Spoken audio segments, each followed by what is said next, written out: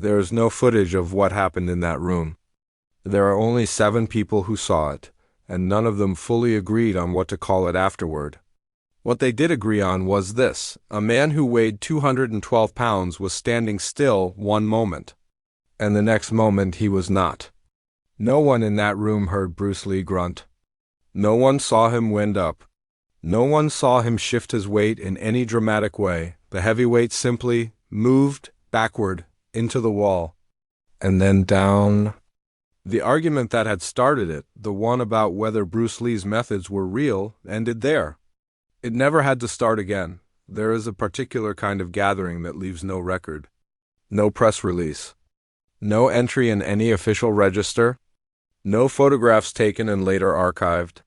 The kind of meeting that exists only in the memories of those present, and even those memories over time begin to diverge in small but telling ways. The gathering in question took place in 1967. The city was Los Angeles.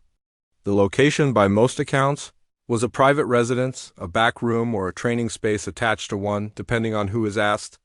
The details of the address have never been confirmed publicly. That, in itself, says something about what kind of evening it was. It was not a tournament. It was not a formal demonstration. It was not the kind of event that anyone would later claim credit for organizing. What it was, more accurately, was a conversation that had gotten too large for chairs. In the middle years of that decade, Los Angeles was a particular kind of city for martial arts. The culture was neither mainstream nor entirely underground. It occupied a space in between, where serious practitioners from different schools and traditions might find themselves in the same room, sometimes in the spirit of exchange, sometimes in something closer to contest. The language used was usually polite. The undercurrents were not always. Different systems had begun to meet each other in ways that were not always comfortable. Judo had its practitioners. Traditional kung fu schools had theirs.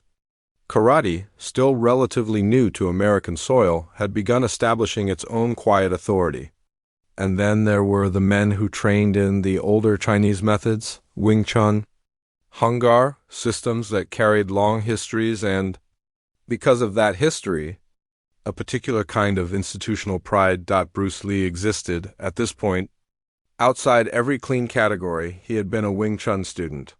He had studied under Yip Man in Hong Kong, but by the mid-1960s, he had already begun moving beyond that, dismantling, questioning, rebuilding. He had his students. He had his school. He had begun saying things, publicly and in private conversation, that the traditional schools found either interesting or threatening. Depending on the school, the most provocative thing he said, and he said it often, and without particular aggression, was simply this: that style, as a concept, was a cage. That a man trained inside a single system was a man who had agreed, in advance, to fight only the parts of a fight that his system anticipated. And that real combat anticipated nothing, prepared for everything, and therefore could not be contained inside a tradition. This was not received everywhere as philosophy. In certain circles, it was received as an insult. The men who gathered that evening came from at least 3 different backgrounds. Some were established instructors. Some were advanced students, years into their training. 1 or 2 were fighters with competitive records, men who had stood across from other men in organized settings and had not been moved easily. None of them were there to cause trouble. That is an important thing to understand. The gathering had not been arranged as a confrontation. It had grown the way these things sometimes grow, out of accumulated conversations, debates that had started in training halls and spilled into restaurants and then into phone calls and then, finally, into the question, why don't we simply meet and talk this through? The thing being talked through was on the surface. A technical question: could the methods Bruce Lee had begun developing, the direct line striking, the minimal motion generation of force, the philosophy of what he would later formalize as Jeet Kune Do, actually work against a large, trained, resistant opponent? Not in theory, not in demonstration against a willing student. Against someone who would not move just because you asked them to. The skepticism in that room was not born from malice. It is worth sitting with that for a moment because the temptation, looking back across decades, is to assign roles, to make the evening into something with a hero and adversaries, with correct parties and incorrect ones. That would be the easier story. It would also be the less honest one. The men in that room who doubted were doubting for reasons that made sense inside the logic they had been given. They had spent years learning that force required distance, that a punch needed travel, needed space to build momentum, to gather the weight of the shoulder and hip and the rotation of the torso behind it. This was not ignorance. This was physics as they had been taught it, demonstrated to them by teachers they trusted, confirmed by their own bodies over thousands of repetitions. When you have felt a real punch land, when you have understood, in your body rather than your mind, what it takes to generate that kind of force, the claim that the same force can be produced from 1 inch of distance does not sound like wisdom. It sounds like a magic trick, and serious men who have committed years to a discipline, do not have much patience for magic tricks. Bruce Lee arrived at the gathering without announcement. The accounts differ slightly on the specifics of his entrance, whether he came alone, whether he spoke first or listened first, whether he was quiet in the early part of the evening or engaged. What the accounts do agree on is the quality of his presence in a room. Not loud, not performing, not the presence of a man who needed the room to know he had arrived, but present. Completely, almost unnervingly present. One witness, speaking years later, described it this way, not in those words exactly, but in effect, that Bruce Lee had a quality of stillness when he was listening that made you aware, without quite knowing why, that he was not simply waiting for his turn to speak. He was actually listening, taking in the room, reading not just what was being said, but what was underneath it. The conversation that evening moved through its usual stages. Techniques were discussed. Philosophies were compared. The tone remained, for the most part, respectful, the specific, careful respect of people who disagree but have not yet decided how much. And then the conversation arrived, as it had always been likely to arrive, at the question, the real one. Could it actually work? There is a version of this story where Bruce Lee responds to that question immediately, where he stands up, rolls up his sleeve, and issues some kind of declaration. That is not what happened. What happened, and this detail surfaces in more than one account, is that he went quiet for a moment. Not a defensive quiet, not the quiet of a man stung by a challenge. Something more deliberate than that. He looked at the room, not at any one person. At the room itself. The space, the floor, the distance between where he was sitting and where the walls were, the way the light fell, the arrangement of the bodies present. Then he asked a question of his own. It was a simple question, a clarifying question, the kind of question that, on the surface, seems like a small courtesy, just making sure I understand what you're asking, but that contains, for anyone paying close enough attention, something else entirely. It contained the first indication that he had already begun to answer, not with words. Not yet. But in the way that a man who has already solved the problem begins, quietly, to arrange the conditions of the solution, the room. At that point, did not fully understand what was being arranged. It would, outside. The city moved through its ordinary evening, cars, voices, the particular ambient sound of Los Angeles in that era, warm and indifferent to whatever was happening in any given room within it. Inside, 7 people were about to watch something that none of them would ever fully agree on how to describe, but that comes later. What matters? First is understanding the man on the other side of the room, what he believed, what he had trained, what he represented. And why, of all the ways this evening could have resolved itself, it resolved itself the way it did. His name has never been fully confirmed in any public record. That is not unusual for stories that travel the way this one traveled, through training halls and private conversations, passed from instructor to student across decades, the specific details softening at the edges while the center of the story remains somehow intact. The men who were present that evening were not the kind of men who sought publicity, and the man in question, the one who would stand across from Bruce Lee before the evening was finished, was, by every account, least interested in that kind of attention of all. What is known as this. He was large. Not in the exaggerated way that stories tend to enlarge people over time, adding inches and pounds with each retelling until the opponent becomes something mythological. The accounts are specific enough to be credible, somewhere between 200 and 220 pounds, trained with the kind of physical density that comes not from vanity but from years of actual use. His hands were the hands of someone who had hit things, hard things, repeatedly. He was, by the standards of any room he entered, a serious man. He had come to his size and his training through a traditional path, the kind of path that has a clear logic to it, a clear lineage, a clear set of answers to the questions that martial training inevitably raises. The tradition he came from placed its confidence in certain principles: distance, leverage, the transfer of mass through a committed strike. These were not arbitrary choices, they were conclusions drawn from experience, confirmed by results. Men who trained this way had tested it against other men in conditions that were not comfortable or controlled. The system had proven itself. In the way that systems prove themselves, by working, and a system that works tends to produce in its practitioners a particular kind of faith. Not arrogance necessarily. Faith is different from arrogance. Arrogance is closed.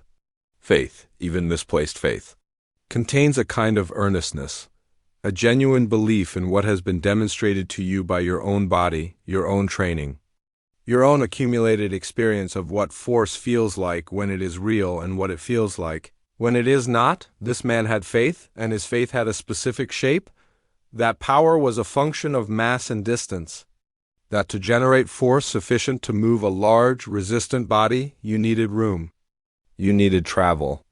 You needed the full architecture of the human frame: hip, shoulder, arm, fist, working together across enough space to build something meaningful. 1 inch in that framework was not enough space to build anything at all. This was not a conclusion he had reached lazily. It was a conclusion he had reached the way all serious conclusions are reached, through repetition, through failure, through the slow accumulation of understanding that only physical training produces. He had thrown thousands of punches. He had felt thousands of punches land on him. He understood in the most direct and unteachable way possible what force required. And what he understood told him that what Bruce Lee was claiming was simply not possible. It is worth pausing here to consider the specific nature of his skepticism, because it is easy, across the distance of decades, to read it as dismissiveness, or as the particular stubbornness of a man who does not want to be wrong.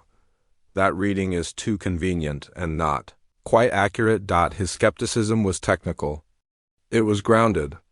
It came from a place of genuine knowledge rather than ignorance. And that, paradoxically, is what made it more difficult to answer. Not less. A man who doubts from ignorance can be answered with information. A man who doubts from experience requires something else entirely. He requires demonstration. Not explanation. Not argument. Not the kind of careful articulation that might satisfy a philosopher or a student encountering an idea for the first time. A man who has spent years building his understanding in his body cannot have that understanding revised by words alone. The revision, if it comes at all, has to arrive through the same channel the original understanding came through. It has to be felt. The other men in the room understood this dynamic. Even if they did not articulate it in those terms, they had gathered, ostensibly, to have a conversation. But conversations between serious practitioners of martial arts have a specific gravity to them. They tend, when the disagreements are genuine and the people present are capable, to move toward resolution by demonstration rather than by debate. Not because martial artists are primitive or because they cannot engage with ideas abstractly, but because the ideas they are debating are not, ultimately, abstract. They are physical. They exist in the body or they do not exist at all. And so the conversation that evening had always been likely to arrive where it arrived. The question was not whether a demonstration would happen. The question was what kind of demonstration it would be. and under what conditions. The heavyweight had not, in the early part of the evening, positioned himself as the primary voice of dissent. He had listened. He had spoken when he had something specific to say. He had not performed his skepticism for the room, had not made a show of his doubts, had not positioned himself as the challenger in any theatrical sense. If anything, the accounts suggest he was measured in his manner, reserved even, but there is a particular kind of reserve that is not passivity. There is a quietness that comes not from having nothing to say, but from waiting until the moment to say it has fully arrived, when the conversation turned, specifically, to the question of the 1-inch punch, to the claim that meaningful force could be generated from that distance. He spoke, and what he said was not, by any account, delivered with contempt or with raised voice. It was delivered with the calm of a man who has simply made a calculation and is reporting the result. The calculation was this: it was not possible. Not at that distance. Not against a body like his. The physics did not support it. His experience did not support it. And he indicated willing if the question needed settling, to be the surface against which the claim was tested. He said it the way a man states a fact. He believed it was a fact. That is the thing about this story that tends to get lost in the retelling. He was not a villain. He was not a bully. He was not a man looking to humiliate or to dominate. He was a man who believed something true about the world, something that his entire training history had confirmed for him, and who was willing to put himself in the path of the counter-argument in order to resolve the question. That takes a certain kind of courage, not the courage that gets celebrated, not the dramatic kind, but the quiet courage of a man who is willing to be wrong, even if he does not believe he will be, who is willing to stand in front of something he is certain will not move him, and remain standing there while it tries. He had no reason to believe that evening that the question would resolve itself any other way than in his favor. He was 212 pounds of trained certainty, and across the room, Bruce Lee weighed somewhere in the neighborhood of 130-5. The arithmetic, from where he was standing, was not complicated. What he did not know, what none of the men in that room fully understood yet, was that the argument was not going to be settled on the terms he had framed it. Bruce Lee had already understood something that the room had not. Not about force. Not exactly. Something quieter than force. Something that lives upstream of it. In the place where force originates before it becomes visible in the body, he had understood it for years. He had trained it for years. He had built an entire philosophy of movement around it. A philosophy that did not begin with the fist or the hip or the shoulder, but with something prior to all of those things. The heavyweight would feel that understanding.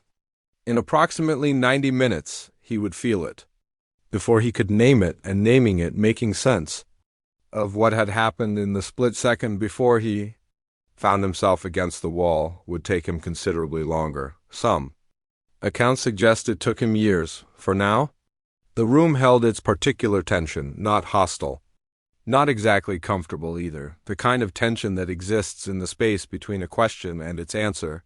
Bruce Lee looked at the man across from him. He did not look at him the way a fighter looks at an opponent, measuring weaknesses, calculating angles of approach. He looked at him the way a man looks at a problem he has already solved, with a kind of quiet patience for the moment. When the solution becomes visible to everyone else, he nodded once, and then he began quietly to consider the conditions. There is a moment in any serious demonstration of skill that happens before the skill itself is shown. It is not dramatic. It does not announce itself. It does not look from the outside like anything particularly significant. But it is, in many ways, the most important moment in the entire sequence, because it is the moment when the person who truly understands what is about to happen begins, quietly and without ceremony, to arrange the world so that what they understand can be made visible. Bruce Lee took his time in that moment. This, too, is a detail that surfaces in the accounts of those present.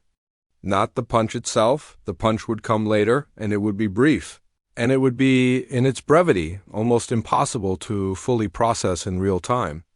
What the witnesses remembered with a specificity that years did not erode was the period before it, the stillness of it, the deliberateness, the sense that something was being constructed carefully, methodically, without hurry, in the space between the question being asked and the question being answered. He did not accept the terms of the demonstration immediately. That is the first thing to understand about what happened in those minutes. A different man. A man more interested in the theater of the moment than in the outcome of it. Might have stood up directly. Might have gestured for the heavyweight to position himself. Might have made something visible of his acceptance, turned it into a statement of confidence or a performance of readiness. Bruce Lee did not do that. He asked questions. Simple questions. Practical questions. The kind of questions that sound, on the surface, like the housekeeping details of an arrangement. Where should we stand? How should this be organized? What exactly are the parameters of what's being tested? But that contain, for the person asking them, a different purpose entirely. He was not asking because he did not know the answers. He was asking because the answers, the specific answers that the room would give him, would tell him things he needed to know. Not about the physics of what he was about to do. He knew physics. Not about his own capability. He had tested that capability in private and in other settings, more times than anyone in that room was aware of. He was asking because every room is different. Every body is different. Every set of conditions carries its own specific variables: the floor surface, the space behind the target, the angle of approach, the precise psychology of the man he would be demonstrating against. He was reading the room the way a navigator reads water. Not for drama. For information, the conditions, as they were eventually established, were these. The distance would be 1 inch. Not an approximate inch. The accounts are specific on this point. It was measured, or close enough to measure, to satisfy the room. A single index finger laid horizontally between the surface of Bruce Lee's fist and the body of the man standing in front of him. That was the space. That was the entirety of the space he was being given to produce force sufficient to move. A 212-pound trained body, there would be no run-up. No adjustment of position once the distance was set. No moment where he could shift his weight forward and generate momentum before the movement began. The punch, if it could even be called a punch in the conventional sense, would begin from stillness. These were the conditions the room agreed on. And the room agreed on them, it must be said, with a particular kind of confidence. Because these conditions, to every man present who operated under conventional assumptions about force and distance, seemed to settle the question before it was even tested. You cannot move 212 pounds of trained, braced resistance from 1 inch. It is not a matter of technique. It is a matter of arithmetic. That was the consensus in the room, unspoken, but present in the way that consensuses often are. In the quality of the air, in the particular patience with which the heavyweight took his position, in the small, almost imperceptible relaxation that moves through a group of people when they believe they already know the outcome. Bruce Lee watched all of this. He watched the heavyweight position himself. He watched the adjustment, the slight widening of the stance, the bracing, the small but visible preparation of a body that expects to absorb something and has decided in advance that it will not be moved by it. He watched the room settle into its assumption, and then he moved to his position. 1 inch away. He did not rush the moment. He stood there for a beat long enough that the witnesses later mentioned it, the stillness of him at that distance, the absence of any visible preparation. No coiling. No adjustment of breath that anyone could detect. No narrowing of focus in the way that fighters often show before they commit to a movement. He simply stood there, present, relaxed in a way that, to the untrained eye, looked like the relaxation of a man who knows he is about to fail gracefully and has made his peace with it. To a different kind of eye, and there may have been one or two of those in the room that evening. It looked like something else. It looked like the relaxation of a man who has already done the difficult part, who has already traveled internally the entire distance of what is about to happen, who is simply waiting now for his body to confirm what his mind has already completed. There is a concept that runs through Bruce Lee's writing and through the accounts of those who trained with him closely, a concept borrowed partly from Chinese philosophy and partly from his own observation of how the human body operates at the edges of its conventional understanding. He did not always use the same word for it. Sometimes he called it relaxed tension.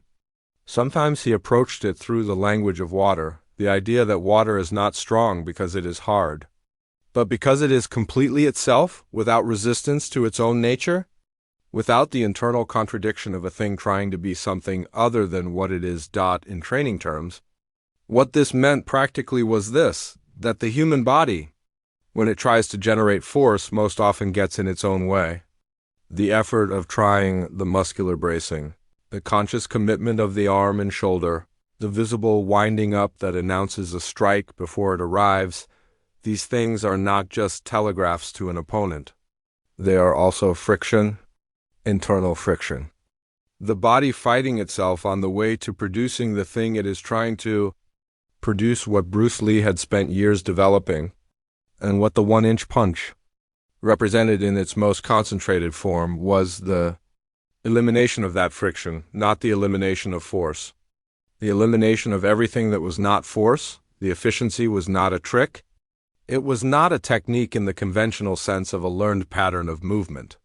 It was something closer to the removal of learned patterns, the undoing of the habits that the body accumulates over years of conventional training, habits that add noise to the signal, that put resistance between intention and outcome. The 1-inch was not a limitation he was working within. It was a demonstration of what remains when everything unnecessary has been removed. The heavyweight standing in his position did not know any of this. He knew what he knew, which was considerable. He knew how force felt when it arrived from distance.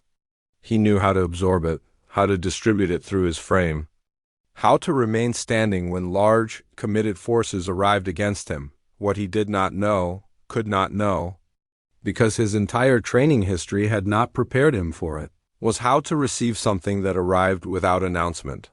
Every system of physical defense is built, at its foundation, on anticipation. The body does not respond to a strike after the strike has already arrived. By that point, the response is too late. The body responds to the information that precedes the strike, the shift of weight, the drawing back of the shoulder, the change in the opponent's eyes, the 1,000 small signals that a committed physical attack sends before it lands. The body reads those signals and prepares. That preparation is not weakness. It is the entire architecture of trained defense, the accumulated intelligence of years of practice, stored in the nervous system, ready to deploy the instant the relevant signals appear. But what happens when the signals do not appear? What happens when the force arrives without the information that should have preceded it?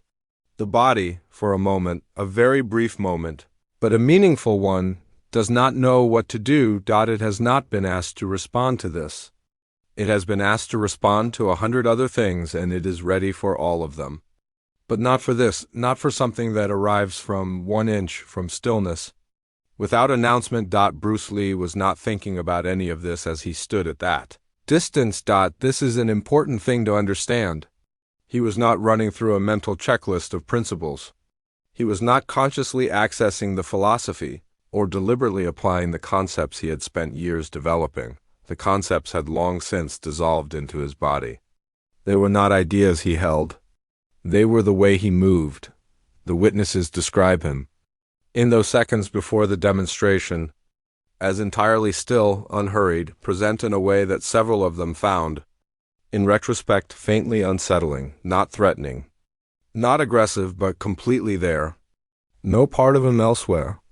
No part of him in the outcome, in the watching room, in anything outside the single inch of space between his fist and the body in front of him. One witness, speaking many years later, said, something that has stayed in the accounts of this evening longer than almost any other detail. He said that Bruce Lee, in those seconds, looked like a man who was simply waiting for himself to move, not preparing to move. Not deciding to move, waiting, as if the movement was already happening somewhere inside him, and he was simply giving it the space to become visible. The room had gone quiet, not the quiet of an audience holding its breath before a performance, though there was something of that. A different kind of quiet. The quiet of a group of serious, experienced men who have, without quite deciding to, stopped their internal commentary and simply begun to watch. Something in the quality of the moment had produced that quiet. Something in the way Bruce Lee was standing at that distance, in that stillness, had communicated, not in words, not in any gesture anyone could have pointed to specifically, that what was about to happen was worth watching carefully. The heavyweight stood his ground. His weight was set. His frame was as prepared as it knew how to be for something arriving. From 1 inch away, he was ready, he was certain, he did not move his eyes from the man in front of him. And then, the accounts do not agree on the sound. That is the first divergence, small but telling. Some of the witnesses in the years after described a sound on impact. Not loud, not the percussive crack of a conventional strike landing on a heavy bag, or the dull compression of a body blow absorbed by a braced torso. Something different, shorter than those sounds, more contained, as if the force had not traveled through the air to arrive at its destination but had appeared already inside it. Others said there was no sound at all, or rather that whatever sound the impact made was so brief, so compressed into a single instant, that by the time their auditory system had registered it and attempted to process it, the moment was already over and what remained was not sound but its absence. The word that surfaces most consistently across the accounts is respect, not the performed respect of a man acknowledging a superior in a social context. The particular involuntary respect that arrives when something has been demonstrated to you in a language you cannot misread. His body had been the instrument of the demonstration. His body now carried the knowledge that his mind was still catching up to. He nodded once, and Bruce Lee nodded back. The room began, slowly, to reconstitute itself. People shifted. Someone said something quiet, something that did not attempt to summarize or evaluate what had just occurred.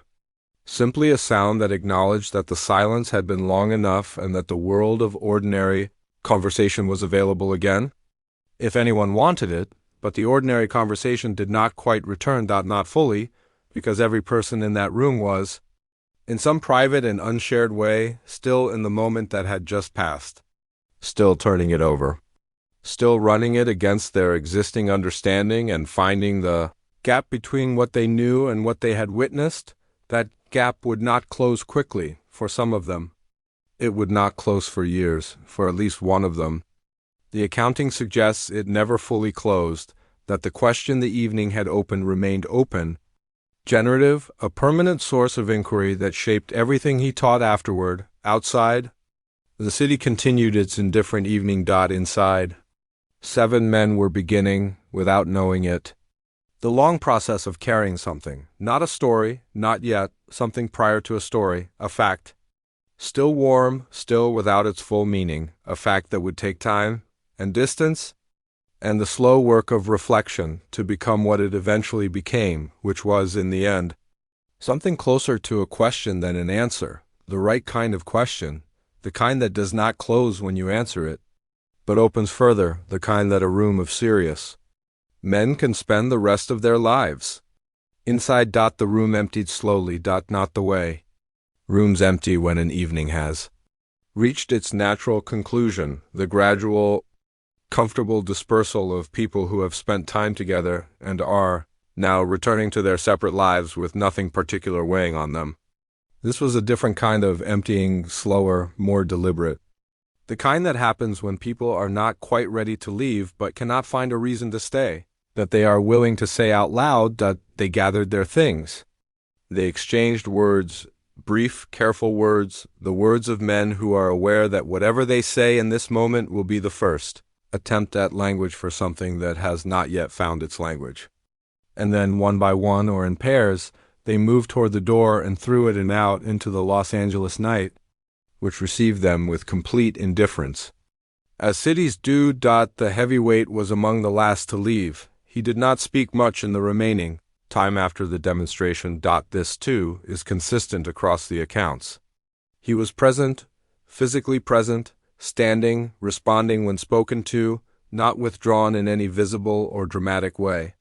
But there was a quality to his presence in those final minutes that several witnesses noted independently, a kind of interiority, as if a significant portion of his attention had turned inward and was occupied with something that external conversation could not reach. He was thinking, not in the anxious, circling way of a man trying to rationalize an uncomfortable outcome. In the slower, more deliberate way of a man who has received new information of a fundamental kind and is in the early stages of understanding what it requires of him, is a specific kind of thinking that serious practitioners do after they have encountered something that their existing framework cannot fully account for. It is not comfortable thinking. It is not quick. It does not resolve itself in a single evening or produce its conclusions in the form of clear, articulable insights that can be written down and filed away. It is more like the thinking that happens in the body rather than the mind, a slow, physical reckoning below the language, where the organism itself begins the process of revising what it thought it knew. He had stood in front of something that should not have been able to move him. It had moved him. His body was now in the process of understanding what that meant. The days immediately following were quiet. By the accounts of those who knew him in that period, he trained. He showed up where he was expected to show up.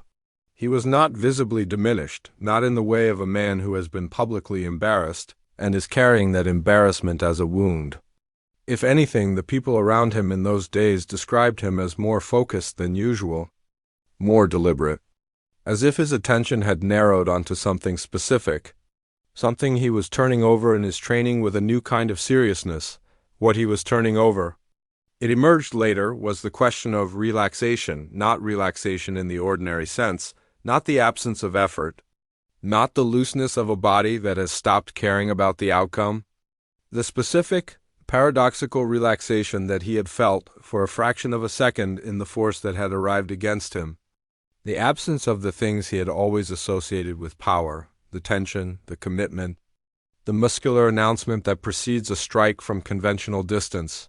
He had felt force without those things, and that feeling, brief as it was, compressed into less than a second of physical experience, had introduced a question into his training that he could not set aside.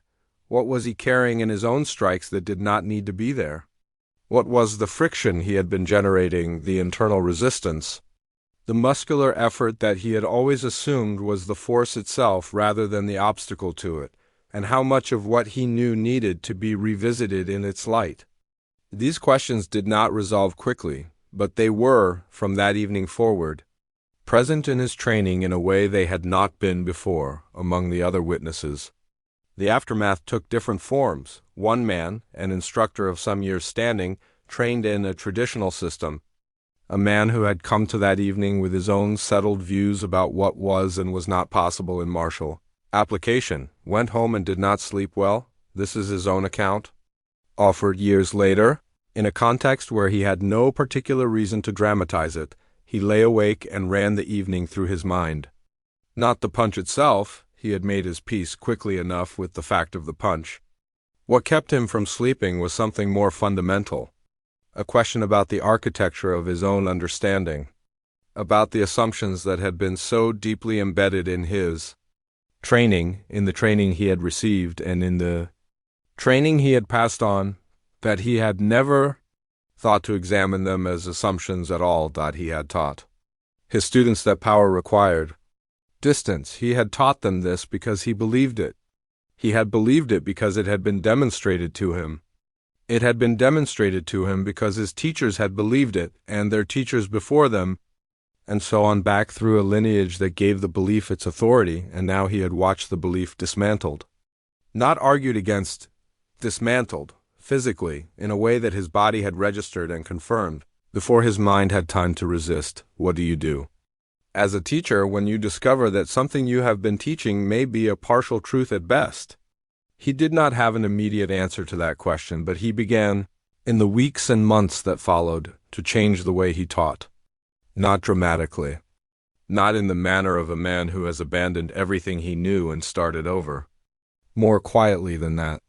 He began introducing questions into his teaching where before he had offered certainties. He began asking his students to examine the assumptions underlying the techniques. They were learning not to undermine the techniques, but to understand them more fully.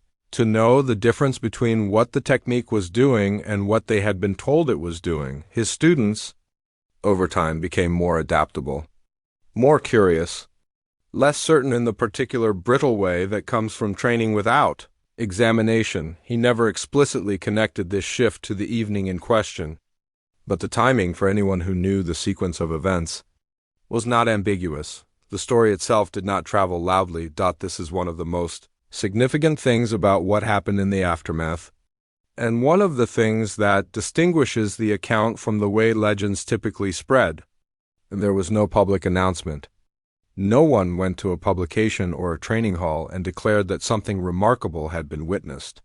No one sought to leverage the evening for credibility or reputation. The story moved the way serious things move in serious communities, person to person, instructor to trusted student. In the margins of conversations that had ostensibly begun about something else, a technique, a principle, a question about training methodology, and then arrived, almost inevitably, at what had been witnessed. In that room, I was there when Bruce Lee demonstrated the 1-inch punch against a trained heavyweight.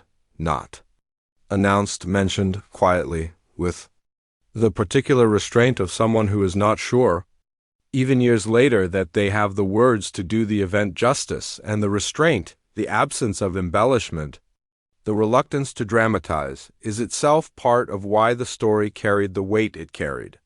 Embellished stories have a particular texture. They are too smooth. The details fit too well. The narrative arc is too satisfying. This story had rough edges. The accounts diverged. The witnesses disagreed on specifics. The overall shape held, the setup, the demonstration, the result, but the peripheral details shifted with each telling in the way that memory shifts, in the way that honest accounts of real events always contain small inconsistencies that fabricated accounts do not. And those inconsistencies, paradoxically, were what made people believe it. Bruce Lee himself did not speak about the evening publicly. Not then. Not in the years immediately following.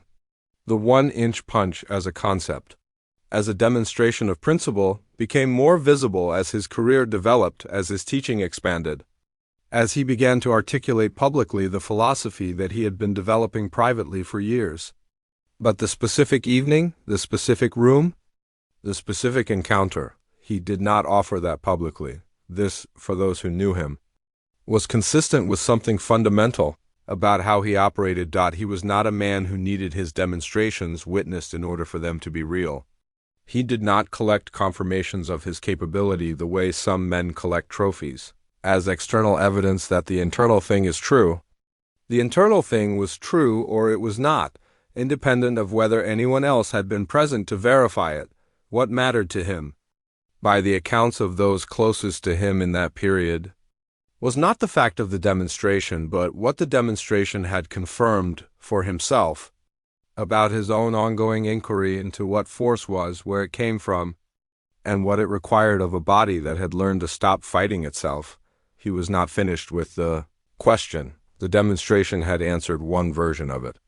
But the larger version, the version that lived in the deeper architecture of what he was building, that remained open, he continued to train, to refine, to dismantle what was unnecessary and preserve what was essential. The evening was, for him, a point on a line that extended in both directions. The heavyweight, for his part, did something that none of the witnesses had fully anticipated. In the weeks after the evening, He sought out one of the other men who had been present, a man he knew slightly, one who had some connection to Bruce Lee's circle of students and teachers. He did not seek him out to relitigate the demonstration. He did not seek him out to challenge the result or introduce qualifications that might soften its meaning. He sought him out to ask a question, a specific, technical question about the nature of what he had felt, about the absence of announcement in the force, about the gap, which he had become in the weeks since, increasingly preoccupied with, between the moment before the force arrived and the moment it arrived, and the strange compression of that gap into something that his nervous system had not had time to register and respond to. He wanted to understand it, not to replicate it, not yet, perhaps not ever, but to understand it, to bring it inside his existing framework and find a place for it that made sense. The conversation, by the account of the man he sought out, lasted several hours. It did not conclude with resolution. It concluded with more questions than it had begun with, but he left that conversation changed in some way, not in the dramatic, visible way of a man who has converted from one belief system to another, but in the quieter way of a man whose framework has developed a new kind of permeability, a willingness to hold open what had previously been closed. He continued training in his own system. He did not abandon it. But inside it, something had shifted, a recognition that the system, however good, was not the entirety of the answer. That there were things happening at the edges of his understanding that the system had not yet accounted for. That recognition, held honestly, is the beginning of a different kind of mastery. The months became a year, the year became several. The men from that room continued their separate lives and their separate practices. Some became more prominent in their fields. Some taught. Some competed.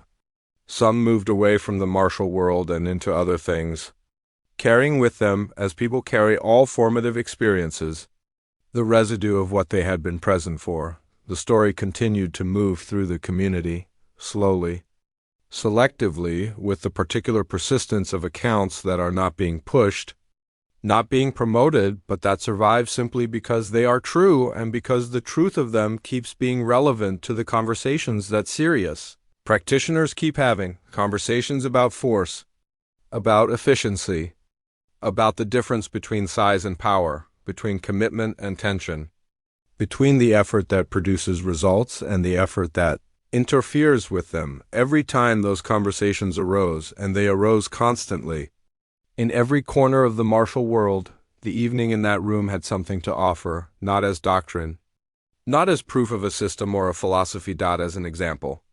A single, clear, witnessed example of what becomes possible when a man has spent years removing from his body everything that is not essential. The story had not yet become legend. Legend requires distance. It requires the softening of specifics and the clarification of meaning that only time can produce, but the story was becoming something, moving toward a form that was larger than any single account of it, accumulating in its slow passage from person to person, a weight that individual telling could not fully explain.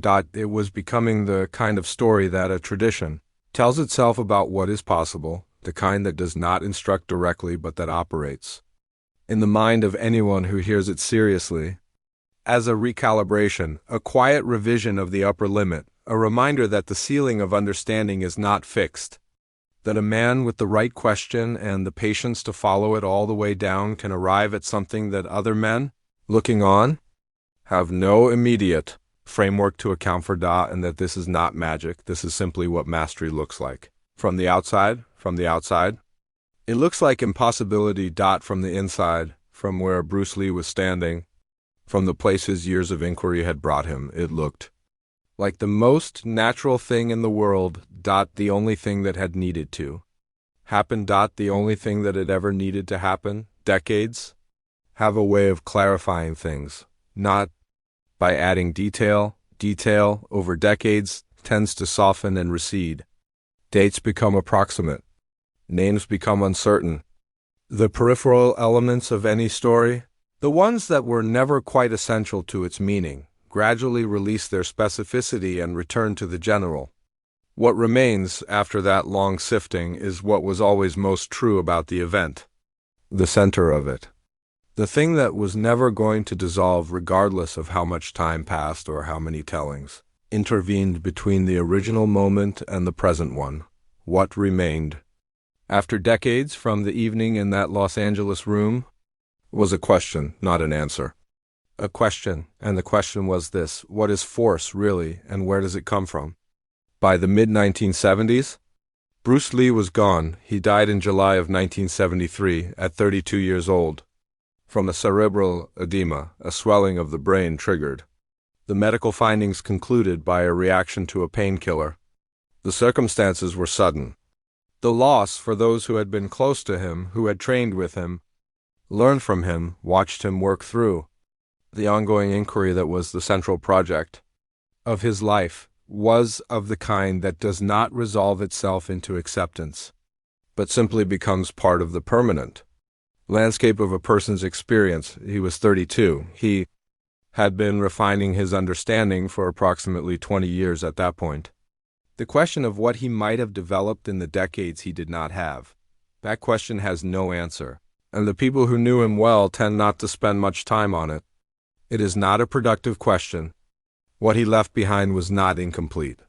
It was what it was: substantial, specific, and, in the ways that mattered most, transmissible, not through doctrine, not through a system codified and packaged for mass distribution, though there were those who attempted that in the years after his death, with varying degrees of faithfulness to what he had actually been doing, transmissible, through the people he had directly influenced, through the questions he had left in them, through the particular quality of inquiry he had modeled, the willingness to dismantle certainty in the service of understanding, the refusal to mistake the map for the territory, the insistence that the body knows things the mind has not yet articulated, and that the work of training is, in large part, the work of listening to what the body knows.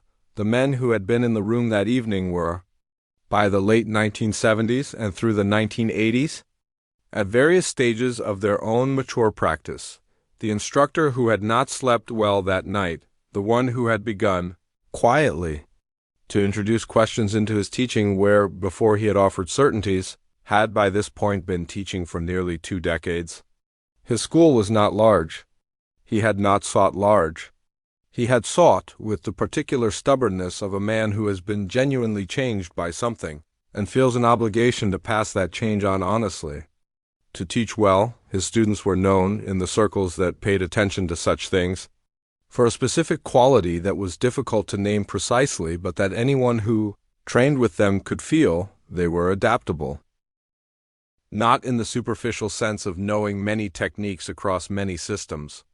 In the deeper sense of not being rigidly committed to the outcome of any particular moment, of being able to receive what a situation actually was rather than what they had expected it to be, of carrying their training lightly enough that it remained available to them in circumstances their training had not specifically anticipated. He never told them where this quality came from, or what had shaped his thinking about it, but it had a source, and the source was a single evening in 1967, in a room he rarely spoke of directly, where something had happened to his understanding that he had spent the subsequent years translating imperfectly, as all translations are imperfect, but honestly, into the way he taught, the heavyweight, by the accounts of those who knew him in his later years, had taken a different path through the same experience. He had continued in his tradition.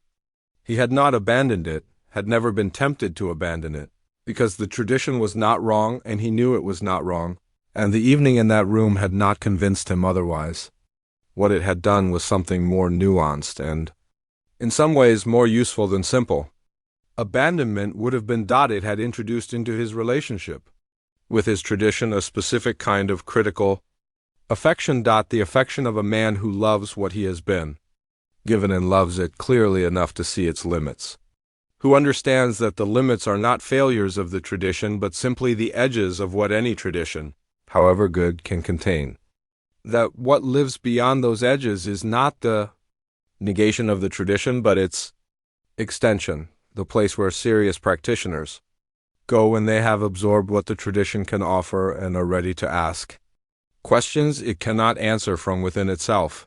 He taught for many years He was regarded, by those who trained under him, as a teacher of unusual honesty, a man who would tell you what he did not know as readily as what he did, who treated the limits of his understanding not as embarrassments to be concealed, but as the most interesting territory available.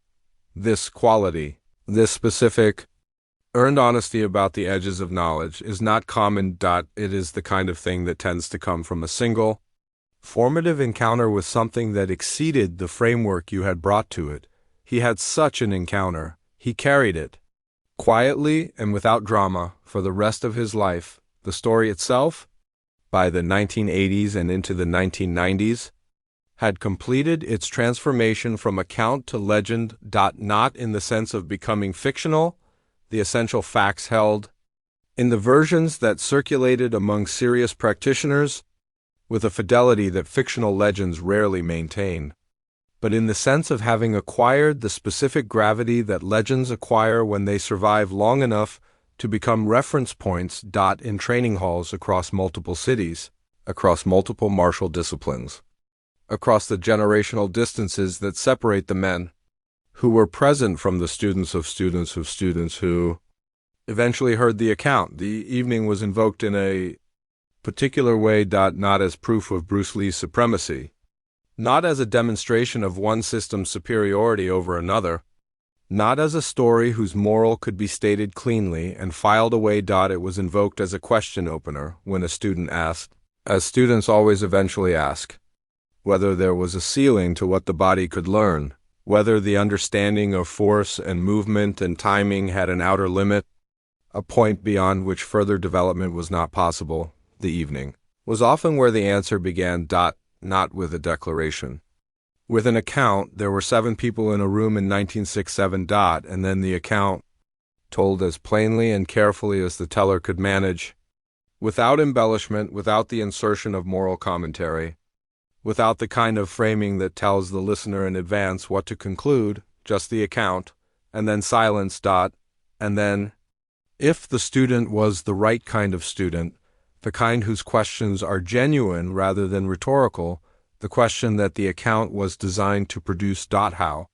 Not how in the mechanical sense, not the physics of force transfer, not the biomechanics of hip rotation and kinetic chain and the specific musculature involved in generating short-range power.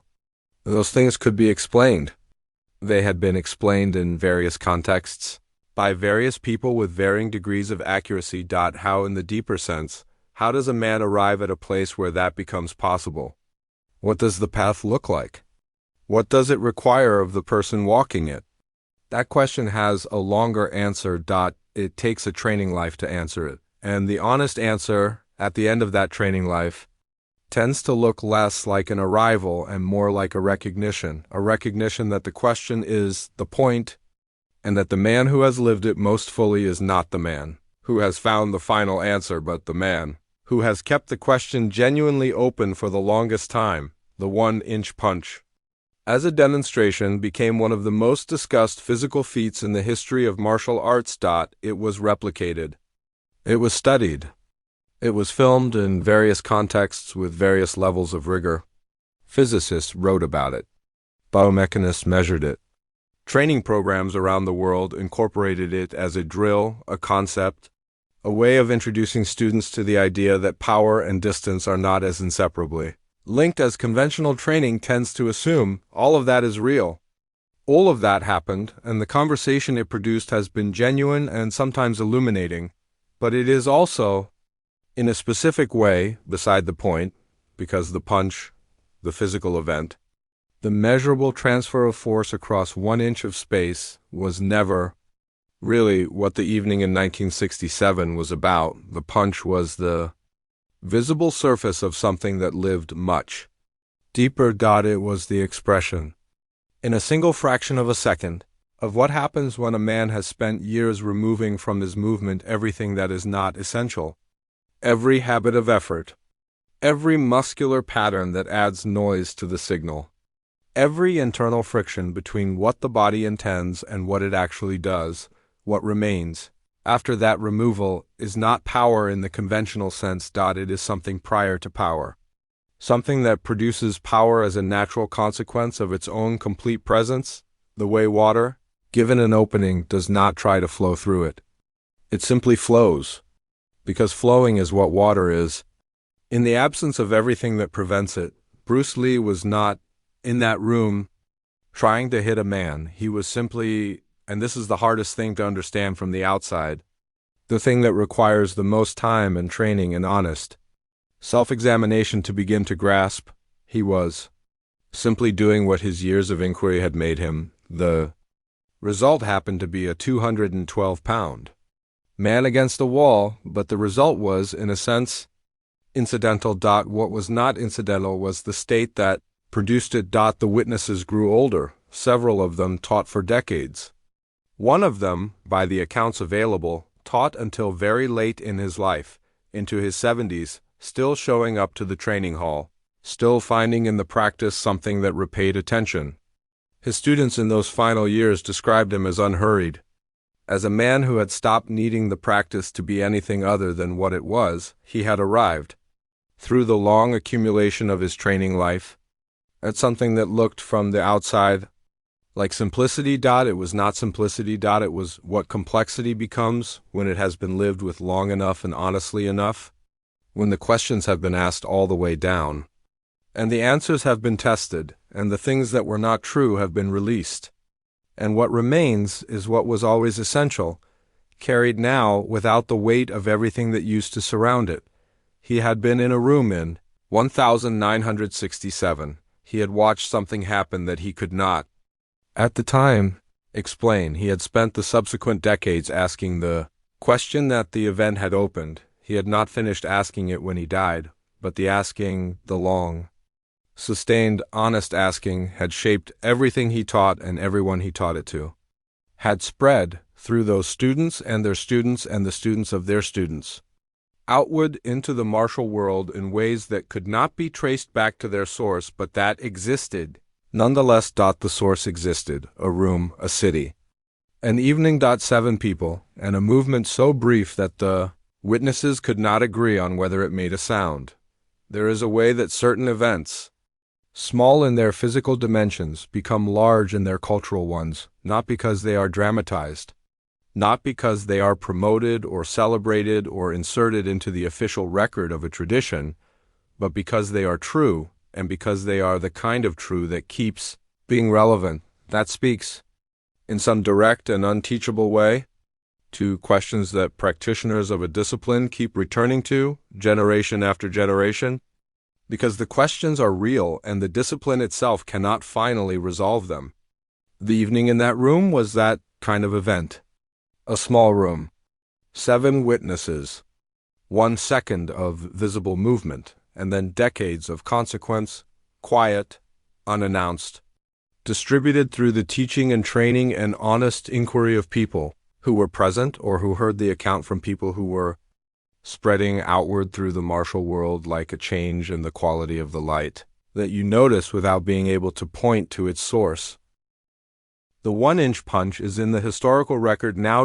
It is in the films, and the photographs and the biomechanics, studies and the training programs and the accounts of the people who witnessed various versions of it over the course of Bruce Lee's short life. But the evening in 1967 is not quite in the record. It lives in the place where the most important things tend to live, in the memories of people who were there, and in the teaching of people who learned from them, and in the bodies of people who trained under that teaching, and in the questions that those bodies carry into their own practice and pass on in turn to the people they eventually teach. It lives in the transmission, which is the only place, finally, that anything real has ever lived. The city of Los Angeles does not remember the evening. Cities do not remember rooms, but rooms sometimes remember themselves and the people who pass through them, in the quality of attention those people carried out with them into the world, in the slow and undramatic and completely real ways that a single hour of genuine encounter can reshape the decades that follow it. 7 people left a room one evening in 1967. None of them left it quite the same as they had entered, and the thing that had changed them, that small, still, almost silent thing, continued, in each of them and through each of them, to do its work quietly without announcement. The way that real things do the screen holds on darkness no summary no moral just the silence that a story earns when it has told the truth all the way to the end.